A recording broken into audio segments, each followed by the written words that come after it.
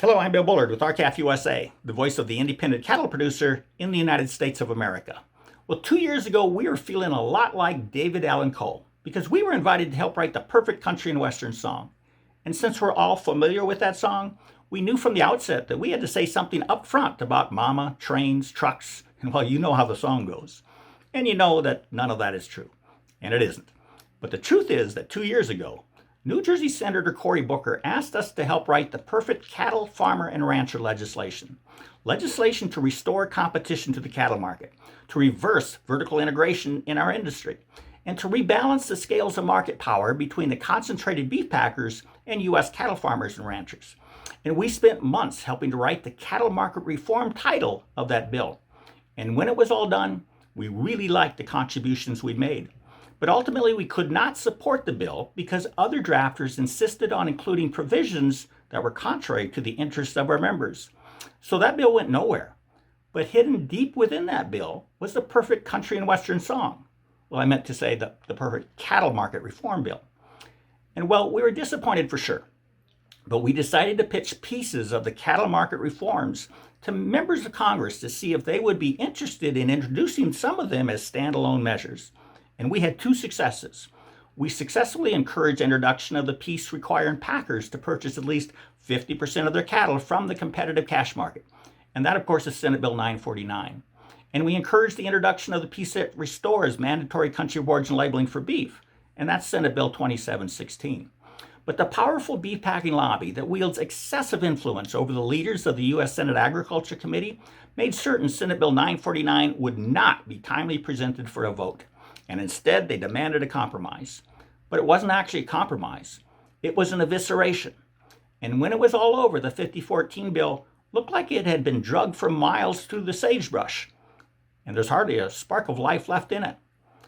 But at the very same time, whether a strange coincidence, just plain dumb luck, or a genuine payback for never giving up on our principles, we were notified by Senator Booker that our perfect cattle market reform bill written 2 years ago was going to be included in a new bill. And this time around, our perfect cattle market bill was to be included in legislation that was consistent with our member policies. So we're switching horses.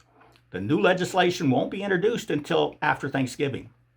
But when it's enacted, it will restore competition to the cattle market, reverse the vertical integration in our industry, and it will rebalance the scales of market power between the highly concentrated beef packers and the hundreds of thousands of widely dispersed U.S. cattle farmers and ranchers. So here's what the legislation will do. It requires any contract that requires delivery of cattle more than 7 days before slaughter to contain a base price that can be equated to a fixed dollar amount on the day of the transaction. It will ban the nation's largest packers from owning and feeding cattle more than 7 days before slaughter. It requires each plant owned by the largest packers to purchase at least 50% of their cattle needs from the competitive cash market each day and to slaughter those cattle within 7 days.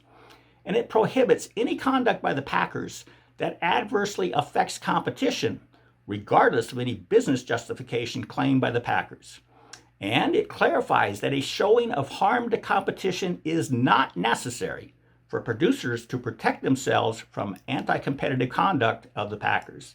And it restores mandatory country of origin labeling for beef, for pork, and it adds dairy products.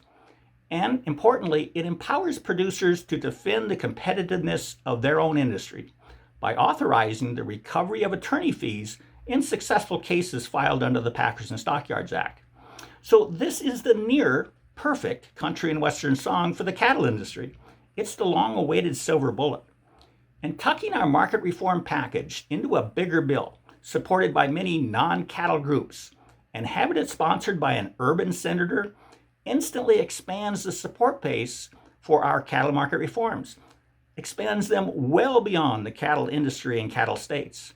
So we must now muster enough widespread support for this new bill from both cattle and non-cattle industry groups, and from senators in both cattle states and non-cattle states to overcome the violent opposition we expect from other cattle industry groups and to win passage even when the cattle state members of Congress refuse to act. So please go to our website at www.labelOurBeef.com And stay tuned, as support for this bill is gaining considerable momentum. With that, we hope you enjoy your Thanksgiving holiday. Have a productive week. Thank you and goodbye.